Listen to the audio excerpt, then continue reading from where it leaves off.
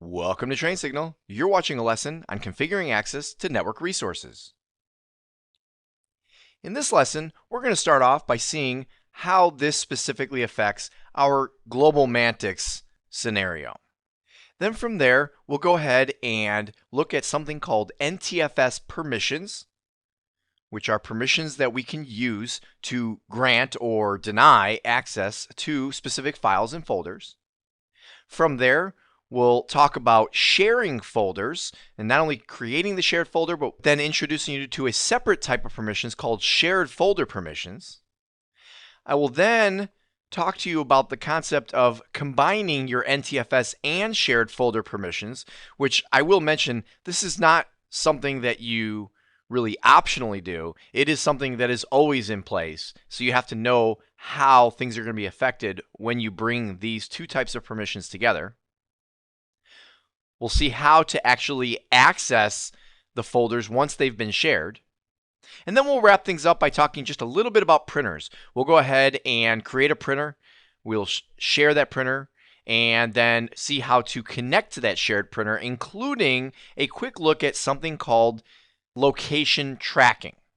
Now, that's something that I've mentioned in a previous lesson, and believe it or not, we're still not going to get into all the detail on it until another lesson later on in this course. But this is one component of location tracking, and I will show you how it works with your shared printers. So, when it comes to global mantics, here's the deal. They've created and organized their users in groups, right? We've already gone through that, and we've seen all that.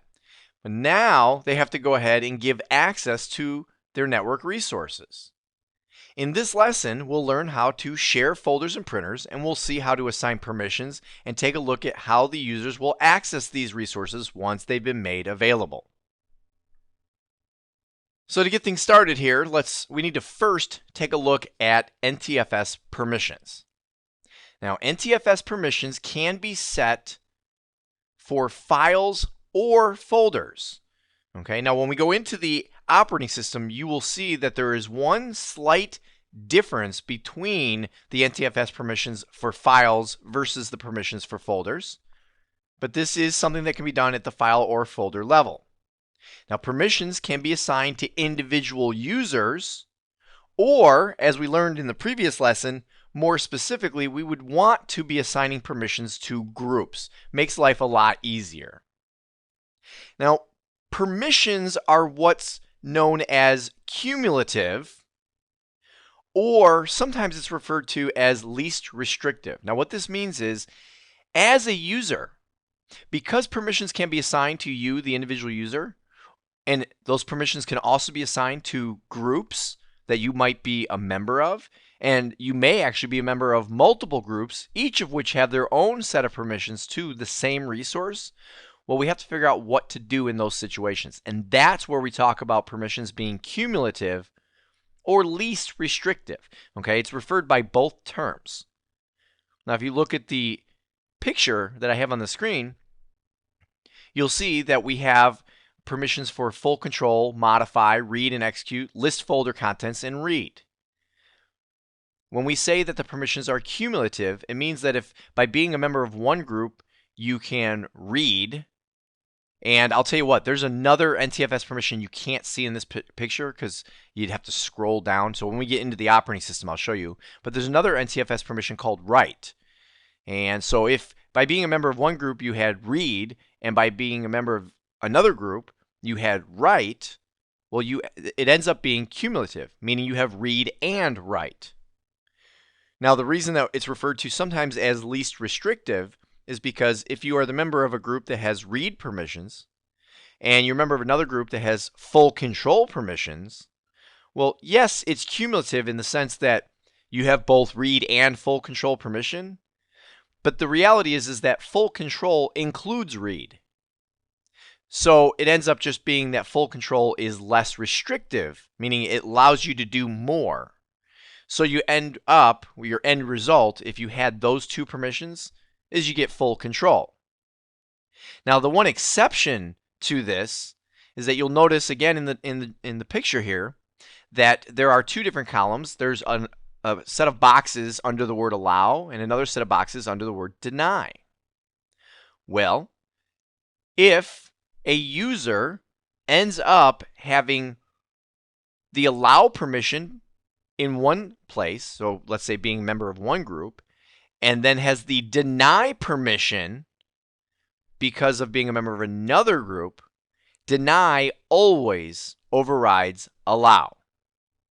Okay, so just to make sure you understand, because especially with the whole cumulative thing, if the user, let's say, was a member of 10 different groups, each of which have been granted access to this folder, they've been allowed access to this folder, and they're the member of one group that's been denied access to this folder, the end result is they are denied. Deny always overrides allow. Now, why don't we go ahead and actually jump into the operating system and take a look at this? I think it'll make a little bit more sense.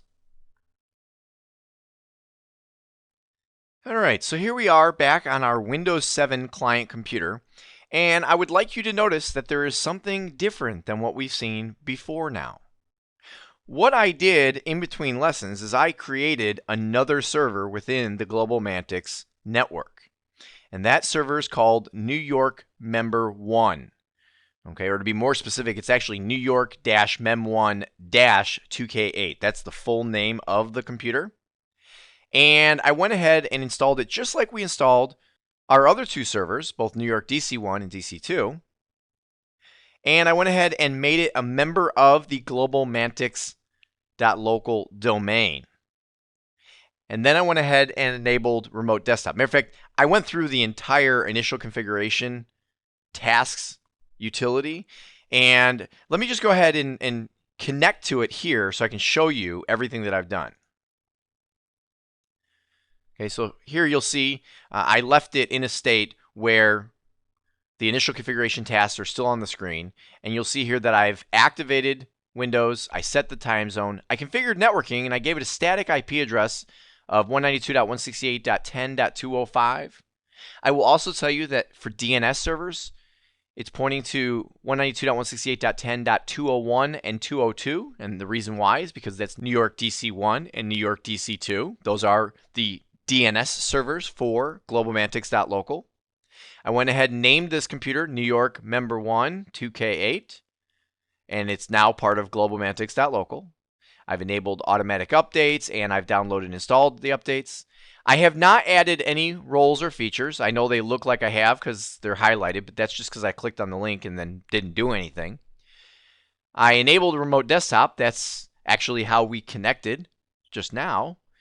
And I confirmed that the Windows firewall was on.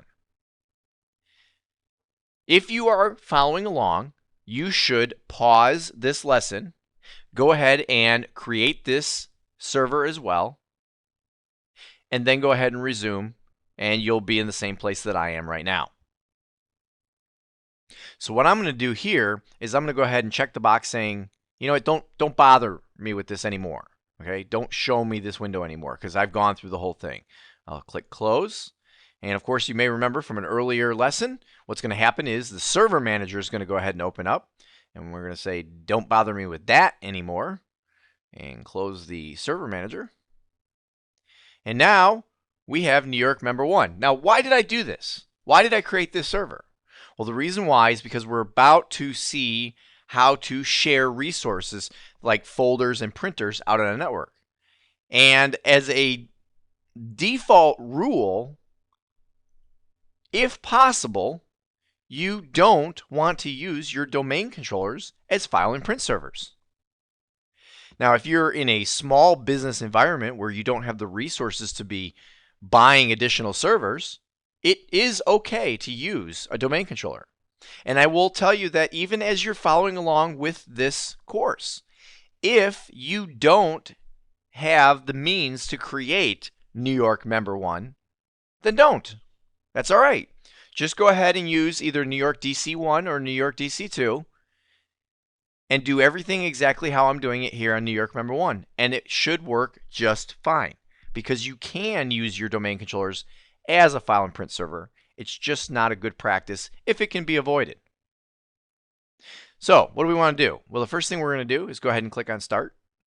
Go to Computer.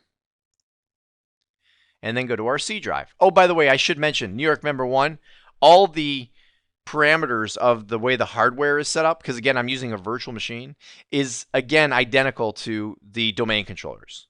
I have 1 gig of RAM. I have, as you can see here, an 80 gig hard drive. Okay, you see I still have my Windows Server 2008 R2 DVD still in the drive. I have networking set up as bridge so that we can communicate between the different virtual machines. So I'm going to go into my C drive. And just for the sake of being able to see how NTFS permissions work, I'm going to right click in the blank area here, select New Folder, and I'm going to call this folder Sales Data. Okay, and the reason I call this Sales Data is, well, the only groups that we've created so far are sales. Okay, so let's kind of stick with that theme, and here we have our sales data. If I right click on that folder and go to Properties, oh, which by the way, one other thing I should mention, I am logged in as the administrator. Okay, so everything that I'm doing, you need to be logged in with administrator privileges, not a regular user. We'll look at logging in as a regular user a little bit later. But right now I'm going to go to Properties, and then on the Property sheet, you'll see there's a Security tab. And this Security tab is the one that looks very similar to what we were just looking at on the slide that I was just showing you. Okay? The only difference is that this screen is something that we see as kind of a view only. In other words, you'll notice that for the allow and deny, we don't have the actual checkboxes. I can't click on anything. There's nothing there to click on. If I click on Edit, now we get into the actual window that we saw in the slide just a moment ago, where we have a list of users and or groups. And then down here, we have a list of permissions: full control, modify, read and execute, list folder contents, read, and if I scroll down, as promised, write. Now beyond there are some special permissions. There are some more advanced permissions. We're not going to address that in this course. Okay, right now I want you to have the basic understanding of how this stuff works. So sticking with the basic NTFS permissions, I want to show you that if I highlight administrators, you will see that administrators has full control. So all the boxes are checked. Users have read only. They have read and execute, list folder contents, and read. And if I scroll down, it's not write either. Okay? And this is actually just a default set of permissions that gets inherited from the C drive itself. But I could go ahead and I could add a user or a group. So let's go ahead and add sales. And you'll notice it's looking for users and groups. So I'll click check names, and it finds the sales group. And the sales group, I could now decide to give full control. I could give just modify. I could give read and write. I could give read, which is pretty much the same thing as the regular users get. I could say that the sales group is denied access, which would mean that anybody who's a member of the sales group, even if they're a member of the administrators group, which has full control, if they're also a member of the sales group, they're going to be denied, because deny always overrides allow. Now we could also go in here and we could add a user. Now I don't remember any of the specific user names, but if I click on advanced, I could just go ahead and say starts with blank, find now, and boom, there we go. We got all our users. Now you go ahead and pick a user. Pick Abe Blanchard here. Oh, look at that. You're about to add a disabled object. If you want to add an enabled object, try selecting from another location. Aha. So you'll see that that is a little problem because we haven't enabled these user accounts. So I'll tell you what, why don't we take care of that right now? I'm going to go ahead and minimize my remote desktop connection to New York Member 1. Let's go ahead and connect to New York DC 1. Go into Active Directory Users and Computers. Expand Global Mantics, New York Users. And you know what I'm going to do? I'm going to go ahead and click one and then hit Control A, which is select all, and say Enable Account. Boop. And look at it go. It's going to go through and enable all the accounts. Now this will take just a moment for it to go through and do this to 500, or I think what we end up with, I think it was 498 users in this container. But as soon as it's done, I want to show you one other thing here in Active Directory before we go back to our member server. And there we go. All of the selected objects are now enabled. Click OK. I want to show you that when I created New York Member 1 and I joined it to the domain, the default location for that computer account is in the built-in computers container. Okay, so that's where we'll find New York Member 1. What we might want to do is, if you remember back in New York, here we have New York computers. If we move that over into New York, and of course we get our warning. Yeah, we know about that. Don't bother me with that anymore. Let's click yes. And then expand New York computers. Or I'm sorry, click on New York computers, because there's nothing to expand. And that's actually kind of the point that I was just going to make. What you might want to do is, instead of just looking at all computers in this container, we may want to go ahead and create an additional organizational unit for clients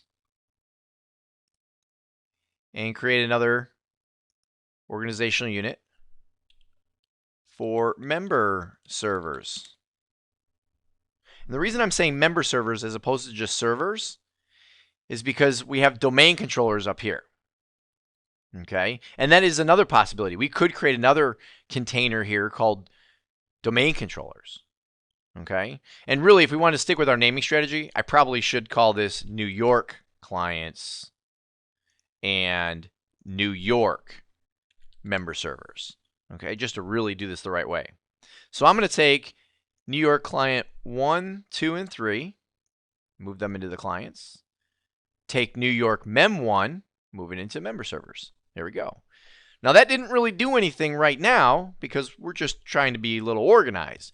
But when we get into some of the later lessons, there might be a different effect on the clients than the member servers, depending on how we set things up. But we'll visit that later.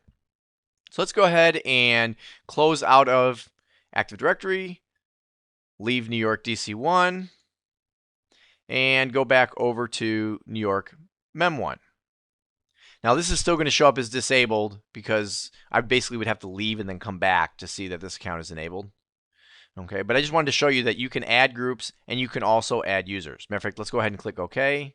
Now you'll notice there's a deny permission. Let me go ahead and hit no. Because anybody was selected on deny, there's a warning there. When I go to apply it, it says, do you realize that this will take precedence over allow? Meaning if users of that group are also members of any other group, they're going to be denied. This may not be the effect you want. So no, that's not what I want to do. I'm going to go ahead and click allow and then click OK, and you'll see it works out just fine. And now we have set up some NTFS permissions. Now let's pop back and talk about a few different scenarios and how things would work out with these NTFS permissions. So the first scenario I have here is it says that you've got a couple groups in your domain called accounting users and accounting managers. The accounting users group has been assigned the allow read permission to the accounting folder. The accounting managers group has been assigned the allow write permission to the accounting folder. John is a member of both groups. What is John's effective permission? Okay, so you see I've illustrated over on the right. I have two different groups, accounting users, accounting managers. John happens to be a member of both. We have a folder named accounting, which I have at the bottom, and accounting users has been granted read, and accounting managers has been granted write. What does John end up with? Well, if you remember, NTFS permissions are cumulative, which means John's effective permission is allow read and write by being a member of both groups. Now in the second scenario, we have John again, who's a member of a group called accounting users. Permissions have been assigned to the accounting folder as follows. John, the individual user, has been assigned allow read and allow write. Okay, so the actual user account has been, there's a couple of check boxes, one for read, one for write. The accounting users group has been allowed read and denied write permissions. What is John's effective permission in this case? Well, let's see. John, as an individual, was allowed read and write. So that means John gets read and write. But John is also a member of accounting users, which also has allowed read, which, okay, that John already had that. That's good. But it has been denied write. And deny always overrides allow. Therefore, John is only allowed to read and is explicitly denied the ability to write to this folder. Now let's look at a third scenario. You have three groups in your domain. They are accounts payable, accounts receivable, and the accounting managers.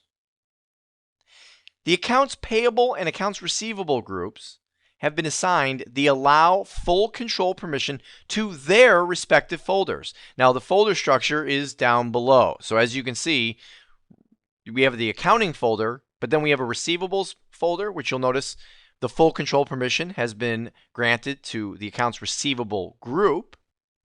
And we have a payables folder where the allow full control permission has been granted to the accounts payable group. The accounting managers group has been assigned the allow read permission to the accounting folder. John is a member of the accounting managers and accounts payable group, as I have illustrated. You need to give John full control of a file called Spreadsheet1, which you'll notice is inside the payables folder, while making sure that the rest of the accounting managers group is denied access to this file.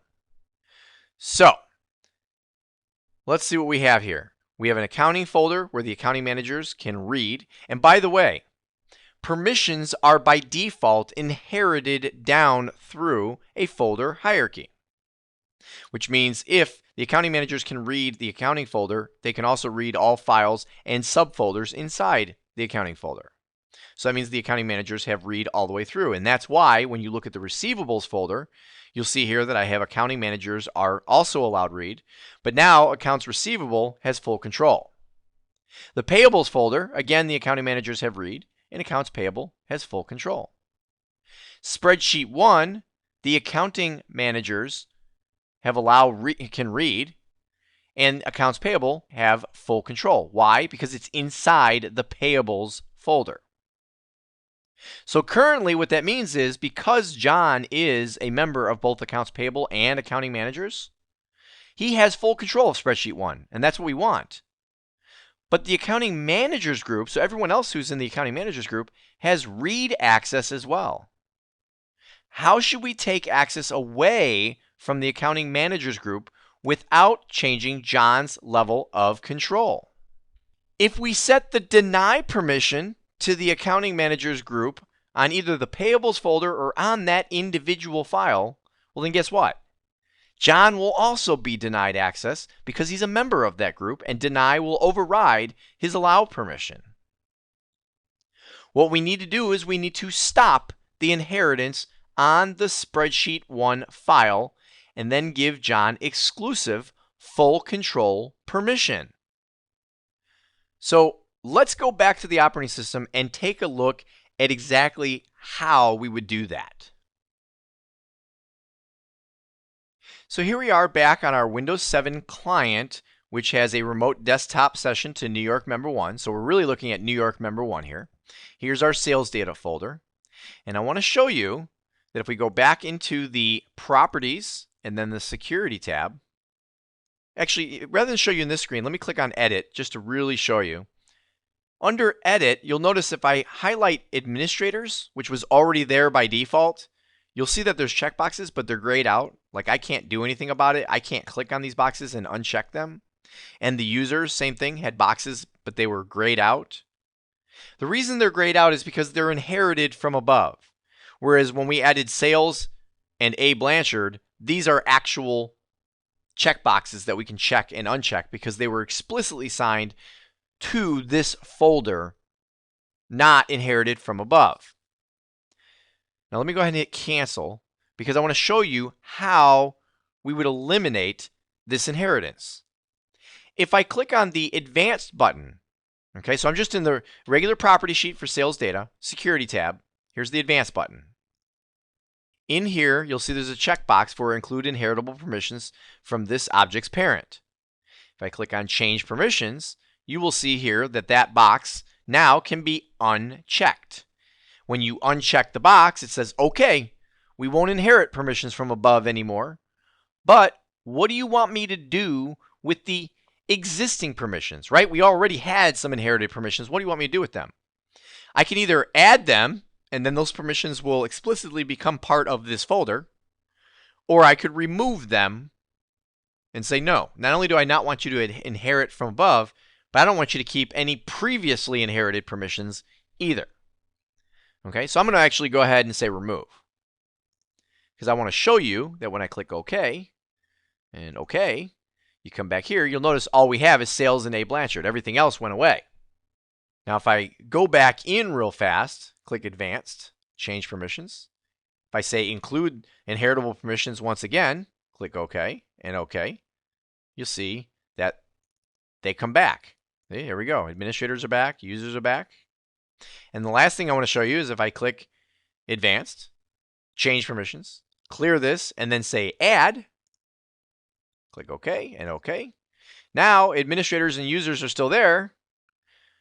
But if I click edit, you will see that they are there and it's no longer a grayed out checkbox. I do have flexibility. So let's go ahead and click OK and get out of that set of property sheets. And what I want to do now is go into the sales data folder because there is one other thing I said I would show you.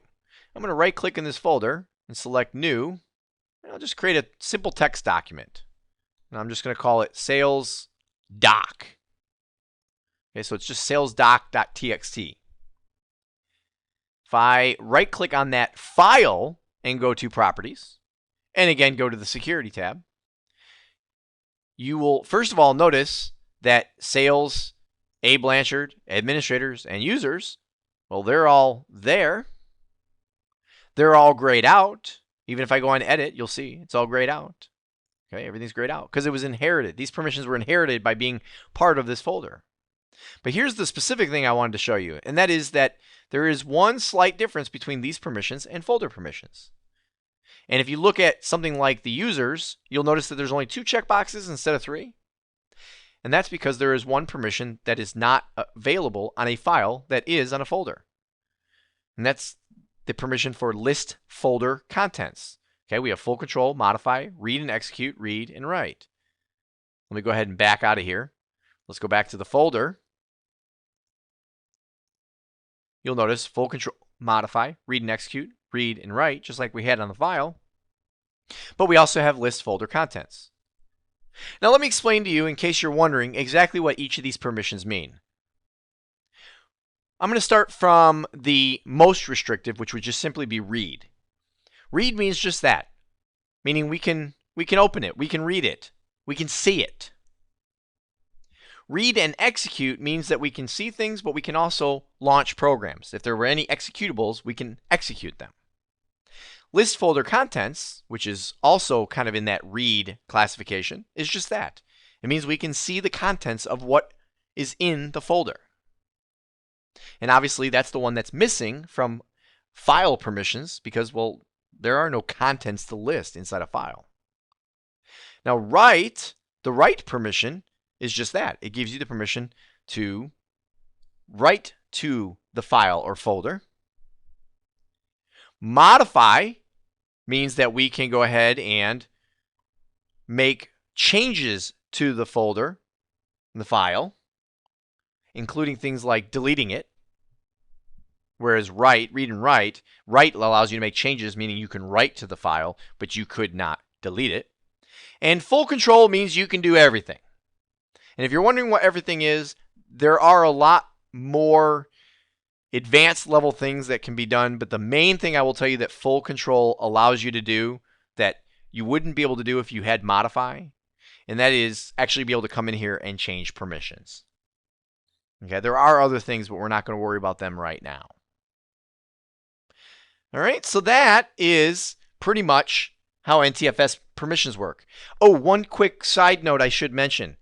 In the last lesson, we talked about group strategies, and we talked about things like AGDLP, putting user accounts into global groups and global groups into domain local, and assign permissions to domain local groups. Well, these are the permissions that we're referring to. But at the same time, I want you to know that we're not going to worry about AGDLP in this lesson. Okay, so if you're thinking to yourself, this isn't real consistent with the last lesson where we said that that was a Microsoft best practice.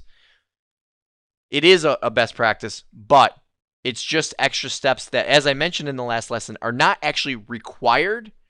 And I want to go ahead and get to the point of showing you how permissions work rather than create a whole bunch of extra groups. So now let's go ahead and talk about shared folders. All right, now when it comes to shared folders, what do we really mean? Well, we mean the concept of taking a folder, right? We were just looking at the sales data folder, and making it available across the network. See, right now we're actually accessing that folder, that sales data folder. We were on the machine. We were on the local machine. We were on New York Mem 1. But how many of your users are going to be sitting on that server? Well, hopefully your answer is none. They're going to be sitting out at their client machines. So we want to go ahead and make this folder available across the network. And once we share it, we also then have something called shared folder permissions. And these permissions are also just as important as NTFS permissions. Now, one thing that I want you to know right off the bat is that shared folder permissions are only set on folders. Matter of fact, that is easy to remember and understand because you can only share folders. You can't share files. I don't know if you noticed when we were in the operating system and I went to the property sheet of the file, but there wasn't a sharing tab, but there was on the folder. And I'll show that to you again when we go back to the operating system. So shared folder permissions can only be set on folders. Permissions, once again, can be assigned to individual users and or groups. Once again, permissions, if you're a member of multiple groups with multiple permissions, they are cumulative or least restrictive. And once again, a deny will always override allow. So let's go ahead and go back over to New York Member 1 and let's share that folder, and then I'll show you how those permissions work. So here we are back on our remote desktop session of New York Member 1. And the first thing I want to do is let's go into the sales data folder and let me show you the properties of sales doc. I just want to show you, because we were just talking about it, that a file does not have a sharing tab. All right, it's missing. It's not there. We hit cancel. Let's back out of there. Let's go to the properties of sales data folder. You'll see that there is a sharing tab. It's from this tab that we can make this folder available across the network. And I can do it in one of two ways. I can either click on share, of which I can just choose the people on my network I want to share with. Okay, so I add the user or groups here, and I go ahead and I give them the ability to read or read and write. Now, that's one way to do it. Let me hit cancel. Oh, by the way, you would just click share. Once you have the list of users and groups that you want to give permissions to, you would just click on share. Now I'm going to actually cancel out of there because I'm still kind of an old school kind of guy, and I would prefer to go into advanced sharing and then share the folder. You give it a share name, and the share name can be anything. It does not have to be the actual name of the folder. Okay, this is the name you want it to be recognized by on the network. And then down here, we have a permissions button.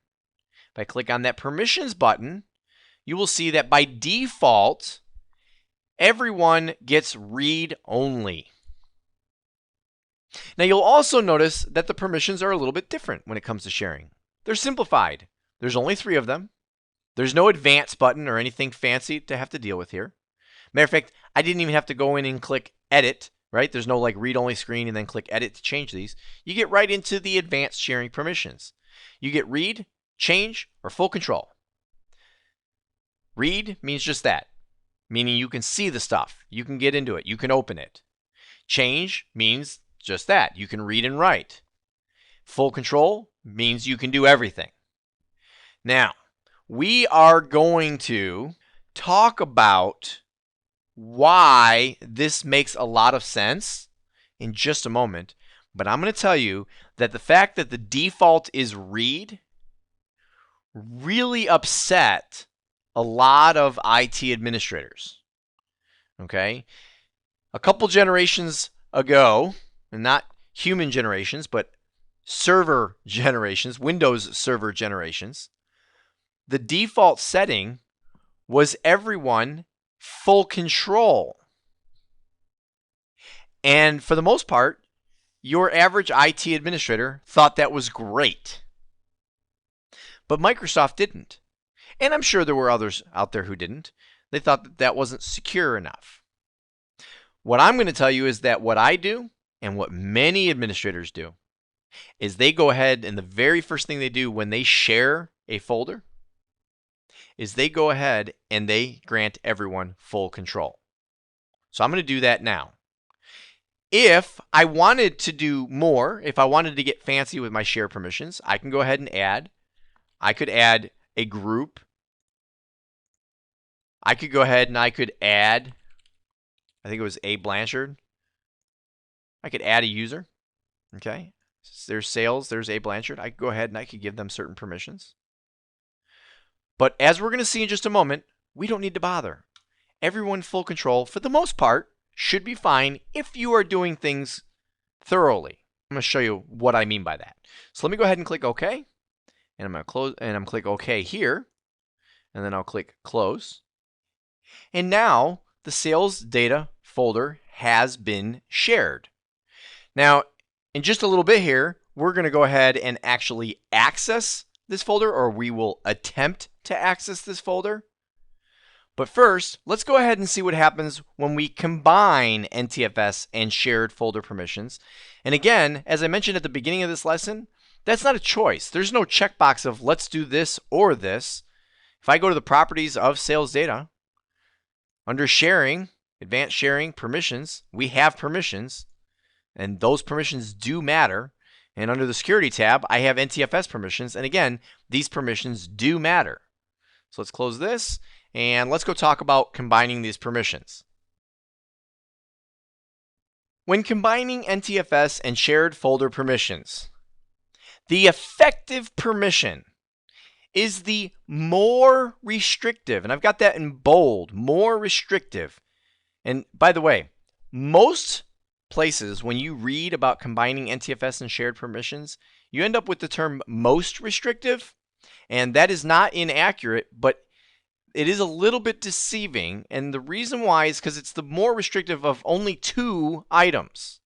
Those two items are the combined NTFS permissions and the combined shared folder permissions. Not when you combine all your NTFS and shared folder permissions together. Now I have a few examples here which will illustrate this. First one is very simple. A user has an NTFS permission of read. Okay, so on the actual, whether it be the actual user account or be it by being a member of a group, doesn't matter. But the user ends up having an NTFS permission of read and a shared folder permission of full control. Now, if both of these permissions were NTFS or they were both shared, it would be the least restrictive, which means we'd end up with full control. But because we are combining the two, what we have to do is take the more restrictive of the NTFS permission and the shared folder permission, which means the more restrictive is read. Okay, the effective permission ends up being read. Now, the other thing I want you to keep in mind is that one set of permissions does not take precedence over the other. I've had a lot of people say to me, well, of course the result is read. That's the NTFS permission, and that's more important than the shared folder permission. Because in example 2 here, the user has an NTFS permission of modify and a shared folder permission of read. What do you end up with? Once again, the effective permission is read. Okay? Meaning in both of these examples, the end result was read because that was the more restrictive of the two. In one case, it was the NTFS permission that was more restrictive. In the other case, it was the shared folder permission that was more restrictive. Now, in the third example, this is where we're going to talk about how it's not the most restrictive of all permissions, but of the combined NTFS versus the combined shared folder permissions. In this example, a user has an NTFS permission of read and full control. Okay, so let's say the user is a member of two different groups. One group has read, one has full control. And the user also has a shared folder permission of change. Now, if I just said to you, the end result is the most restrictive permission, well, what's the most restrictive out of those three? Yeah, the most restrictive is read. Well, that's not the correct answer to this question as far as what would the effective permission be. What happens is the user has an NTFS permission of read and full control. When you combine them, what is the resulting NTFS permission? It's the least restrictive. It's full control. So this particular user has an end result of full control NTFS permissions. And then there's a shared folder permission of change. Now, if you break it down to just those two, the more restrictive of those two is change. So the effective permission in this scenario ends up being change. All right, so now we've seen how NTFS permissions work. We've seen how shared folder permissions work. We've seen how they work together. Let's go take a look. Let's actually try to access this shared folder and see, well, first of all, A, how to access it, but then B, how these permissions actually work, or what the effect of these permissions actually end up being. So back here on our remote desktop session of New York Member 1, let's go into the properties of our sales data folder. And I want to, first of all, readdress under sharing, advanced sharing, permissions. Remember the everyone full control thing? Well, the reason why it should be okay as long as you're thorough is that now that we know that when combining NTFS permissions with these shared permissions, and NTFS permissions are always there, if we're thorough about setting up those NTFS permissions, it doesn't matter if everyone has full control on the sharing side, because when the NTFS permissions kick in and they're more restrictive, well, then the result is the more restrictive result. This is why a lot of administrators just don't want to be bothered with both. They figure, look, I'll just control it from one end. I don't have to control it from both ends. So let's go ahead and set it up that way. Matter of fact, I'm going to remove sales and A Blanchard. So it's just everyone full control. Click OK and OK. Let's go to the security tab, and I'm going to do the same thing actually. Click Edit, and I'm going to go to Sales, get them out of there, A Blanchard. We're even going to take the users and get them out of there. So it's just administrators, but I want to show you that the administrators do have full control NTFS permissions, and then of course they have full control shared permissions because everyone has full control shared permissions. Close that. Now the next thing I want to do is let me go ahead and minimize New York Member 1 here. We're going to leave it open in the background because we're going to come back to it. Matter of fact, we're going to be bouncing back and forth quite a bit here. I'm going to make a connection to New York DC1 and go into Active Directory Users and Computers. And the reason I want to do this is because I want to go ahead and take a look. If we go into New York Users, or actually I should say New York and the New York Groups, here's our sales group. And who are our members? Well, we got a number of members. So how about we use, let's go ahead and use A. Smith. Okay, we're going to use that user now. Okay, we're going to use this as an example, set up some permissions and see how it results. So let me go ahead and cancel out of there. Let me go to New York Users. And let's find A. Smith. What I want to do is, first of all, the account is enabled, but I want to reset the password and go ahead and set up, I want to make sure that just in case, I want to make sure the password is set up exactly the way I want it. And in this case, I'm going to say the user does not have to change password at the next logon. Okay? So click OK, and the password is in place. Okay. And I just did this just so we don't run into any hassles when we try to connect in case something wasn't set up correctly previously or if we change something as part of a different lesson. So let me go ahead and close out of there and go ahead and close that remote desktop session. And now, here on our Windows 7 client, let's try to connect to that folder. Now, do you remember who has permissions? Administrator has permissions, and that's it. So, in order to connect to that folder, there's a couple ways of doing it. One way would be to click Start, and then right here, just put in /New York mem1 2k8 /, and you'll notice as soon as you type that in, up here it already will populate an answer if you have access. If I just click on the folder, look at that. I'm connected to that folder. How do I know it's that folder? Well, there's that sales doc. Now, because we are an administrator and administrators have full control, well, I can open that document, works just fine. I can make changes to that document, and if I go to save those changes, works just fine. If I open it back up, you'll see the changes, they were still there. I could create a new document, right? Another doc. I can delete documents. Hit delete on the keyboard. Yep, it's deleted. Okay. I can do pretty much everything.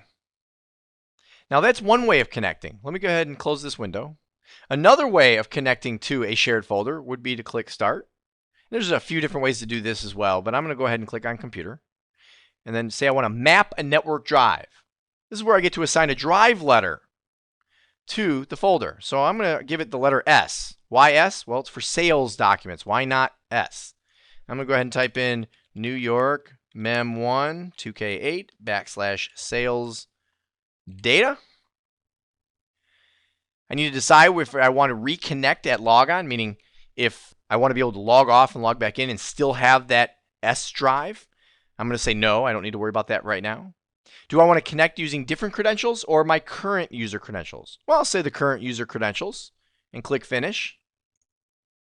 And there you go. It opens back up. But not only did this window open, let me go ahead and close it. Here on our computer, we have our S drive. So if a user ever wants to get back, they just go to their S drive. Boom, there you go, sales doc. Now what if I tried connecting as a different user? Let me go ahead and disconnect. Okay, the S drive's gone. Let's map a network drive. Let's say we want to connect to the S drive here. I believe I can pull this down, yeah, because I've accessed it recently. Let's connect using different credentials. And click Finish. Now it wants to know who you're connecting as. Let's put in A. Smith. Put in the password. And even say remember the credentials, so I'm not bothered with the password again. Click OK. Oh, S is not accessible. Access is denied. Now, do you remember me saying that I was going to deny A. Smith? And you'll notice, by the way, it did create that S drive. It's just when you go to get to it, it says, wrong, can't get there. Let's go back over to New York member 1.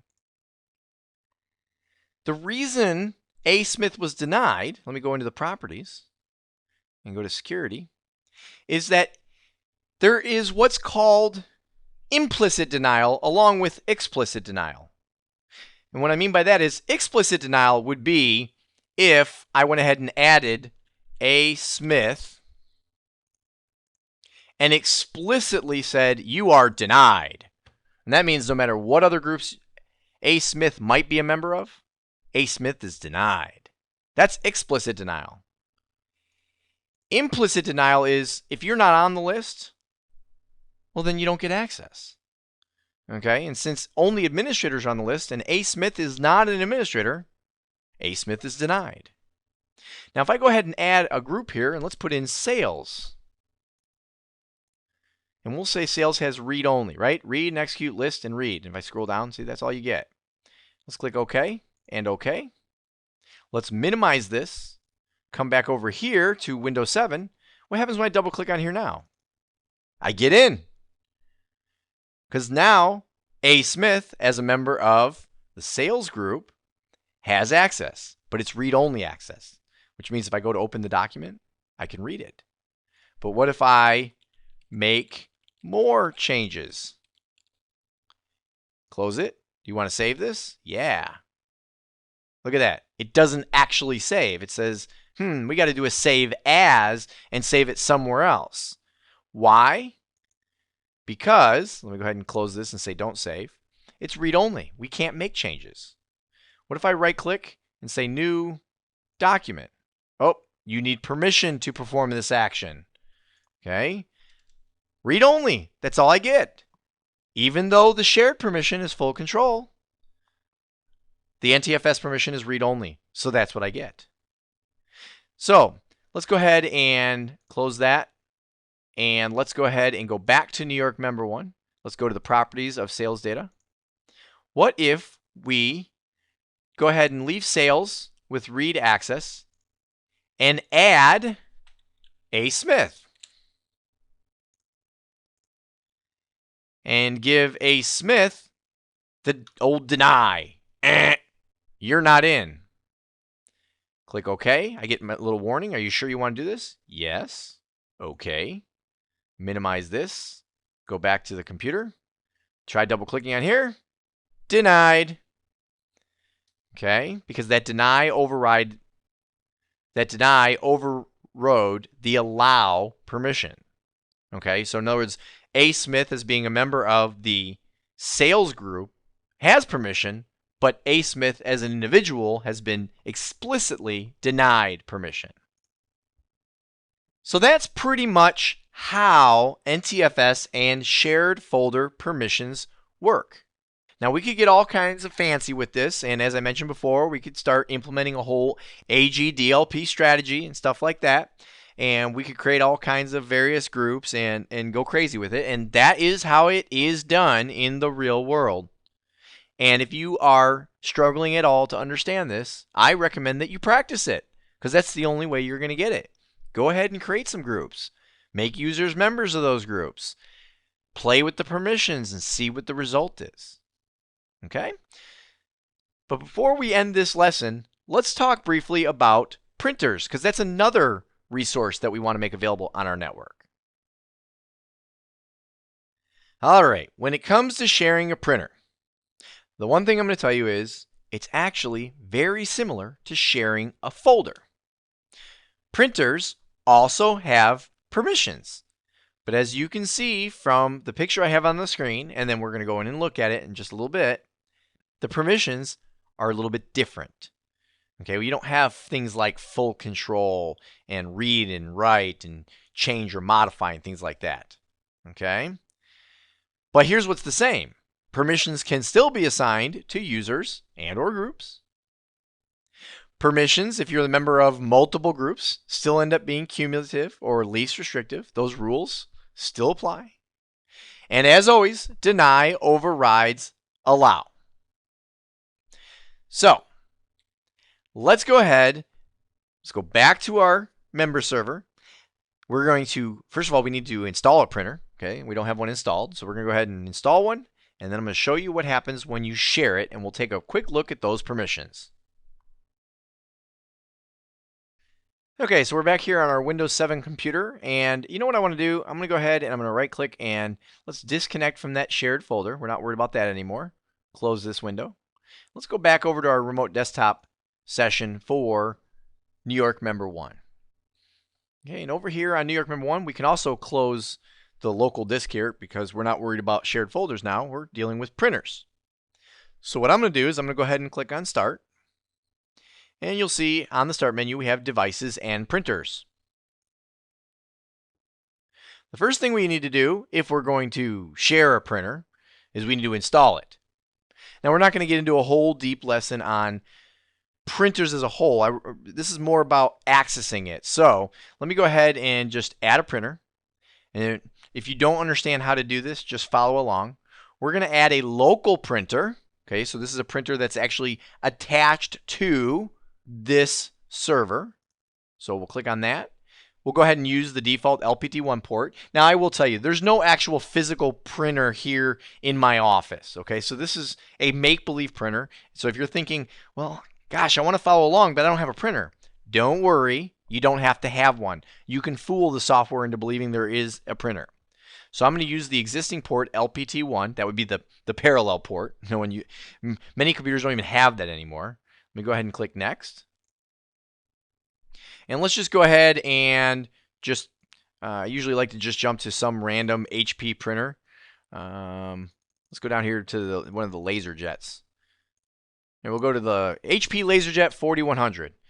It doesn't matter. We could have done anything. I'm just going to pick on that one. I'm going to go ahead and click Next. The name is fine. Okay, we'll just leave that default name. Click Next. And it is installing the printer. Now at this point, it asks us if we want to share it.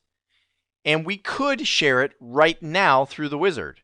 And what this means is, although it's locally attached to this member server, we may want to go ahead and have this printer be accessible to other clients through this server.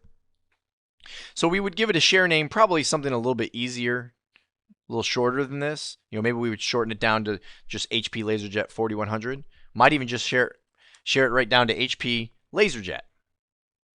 Here is a location attribute. This is the thing where I said, I mentioned it once before. I'm mentioning it again here, and we're going to talk about it in much more detail at a later lesson. But basically, you have the ability to enable something called location tracking. And this is something that you do through group policy. And when you enable the location tracking feature, and even if location tracking is not enabled, we can still search for printers via location. But basically, when we get into sites, which are physical locations, the sites will have a location attribute as well. And if we go ahead and match a printer's location attribute to its site, and then we can get even more detailed down to, it's kind of a hierarchical type structure, and we get down to a more specific location, we make it right down to a certain office or a certain room, then users can, well, first of all, they can search for a printer based upon its location. But secondly, with location tracking, if the user is logged in and the computer that they're logged in as is part of a certain site, that site's location will go ahead and automatically be matched with the printer's location, and users by default find printers near them. Like I said, cover it in more detail later. Just want to tell you the general concept. Now, I'm going to not share this right now. I'm going to say do not share this printer, because I'm going to show you how we could share it after we've installed it. So I'm going to click Next. Default printer, sure, it's the only one I have installed. I do not want to print a test page because there's no physical printer to print to. I'm just going to click Finish. And here you'll see the HP LaserJet 4100 series PCL6. If I want to share this printer after I've installed it, then I right-click, and I want you to be very careful about this. This has changed. You don't want to go to Properties. What you want to do is go to Printer Properties, which is up here, because that's what you want. You want the properties of this printer. And then we get a property sheet for that printer. And on that property sheet, there's a couple things. One, there's a sharing tab. And on that sharing tab, we can share this printer. We can give it a name. Like I said, we might want to simplify it. Just call it like HP LaserJet. This is a new checkbox that didn't used to be available. Render print jobs on client computers. This is to help utilize the client resources as opposed to having everybody utilizing all of the server resources. Okay, so that's a nice little feature that Microsoft has added in. But here's a box that's been around for a while, and it's very important. List in directory. If you check that box, then this printer will show up in Active Directory, and users, believe it or not, can actually then find the printer via Active Directory. Okay, so this checkbox has to do with, do you want to have this printer shared and be recognizable as an Active Directory object so that users can find it that way. There is no one right or wrong answer to this. It's just significant that you know what that is. From there's also this thing called additional drivers, and this has to do with what drivers will be passed down to the client. So as for instance, let's say some of our clients are still 32-bit clients. Well, right now, we're only going to be installing the 64-bit drivers because I'm on a 64-bit operating system. If I want to include the 32-bit drivers, I check that box, and then those drivers will be included as well. I'm not worried about this, okay, for this example, but I just wanted to show you that's what that's all about. I'm going to go ahead and before I click OK, I'm going to show you another tab, and that is the Security tab. The Security tab is where we can set up permissions. And I'm not going to go into a whole lot of detail here other than showing you that everyone by default can print to this printer. And administrators by default can do everything to the printer. They can print, they can manage documents, which means they can print, but then also they can pause documents and delete documents and things like that. And then they can also manage this printer. Manage this printer is the full control of printing. There is no checkbox here for full control. The equivalent, and by the way, I've seen this come up in testing situations where they want to challenge you on how to give full control to a printer. Well, you can't give full control to a printer by assigning full control. You do so by selecting Manage this printer. That's the equivalent of full control. You can do everything, including the assigning of permissions.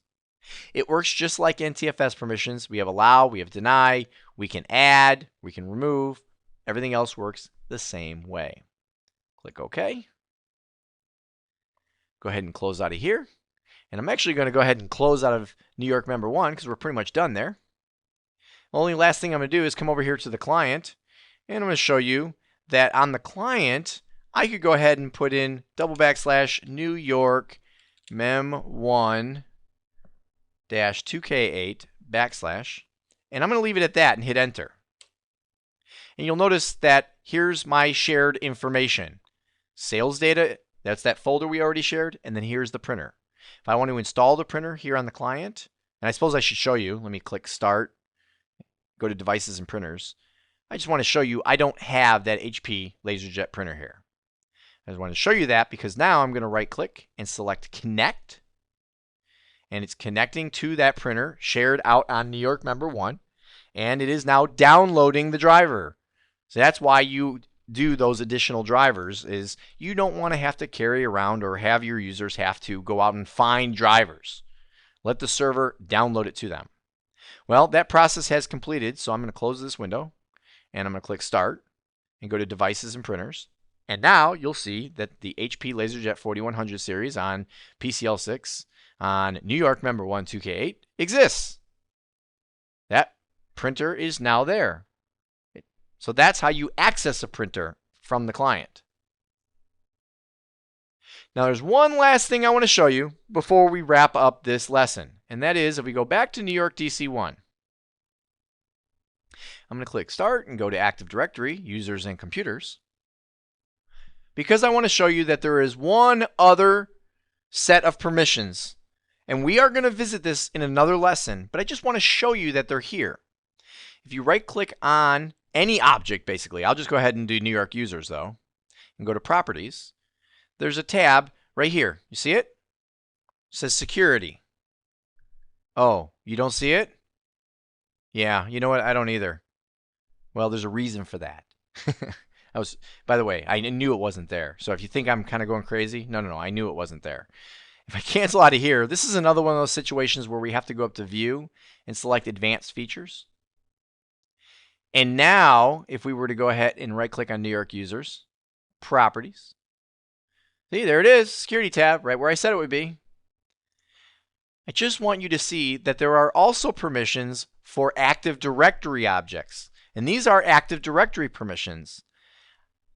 I just want you to see that the interface is very similar. The whole concept of permissions, you have users and groups, then the permissions, and we have allow and deny columns. But again, we will come back to this when we get into another lesson where we get into the specifics of assigning permissions over your Active Directory objects. So let me cancel out of here. I'm going to go up to View and not look at Advanced Features because that stuff's just kind of extra stuff getting in the way. Until we're ready to get there, we don't want to have it. I'm going to go ahead and close this. Close out of my connection with New York DC1. And let's go wrap up this lesson. So let's take a look and see what everything is that we've talked about in this lesson. Well, first of all, we talked about how this relates to global mantics, right? We've created an Active Directory infrastructure. We've got users and groups, but now we have to actually put those user and group objects to use, which means we need to start giving access to resources. And in order to do that, well, we had to learn about NTFS permissions, which we find on our files and folders. We saw that with NTFS permissions, along with any other type of permission, if there are multiple permissions, they are cumulative or least restrictive. Deny always overrides allow. We saw how to create a shared folder as well as assign permissions. And speaking of those shared folder permissions, now there are fewer permissions than there were when it came to NTFS, but the rules are the same. And we also saw that in some cases, I personally think in most cases, is perfectly acceptable to just leave everyone full control on the shared side. And the reason why is because when combining NTFS and shared folder permissions, you get the more restrictive of the two. So as long as you control things consistently with your NTFS permissions, you don't need the shared permissions to be anything but full control. We saw how to access a shared folder, which we can do either by just going to the Start menu and just putting in the location of the shared folder, or we can map a drive. Now, I will again, I'm going to reiterate here, there's actually dozens of ways to access shared resources out on a network. I just showed you a couple of the main ways of doing it. Now, the last thing we talked about is printers. We installed a printer, we shared the printer. I talked to you briefly about the location attribute and how it can be used to help users locate a printer. And then we connected to that shared printer by going to the print server, locating the shared printer, right-clicking, and selecting Connect. All right, that's it. I will see you in the next lesson.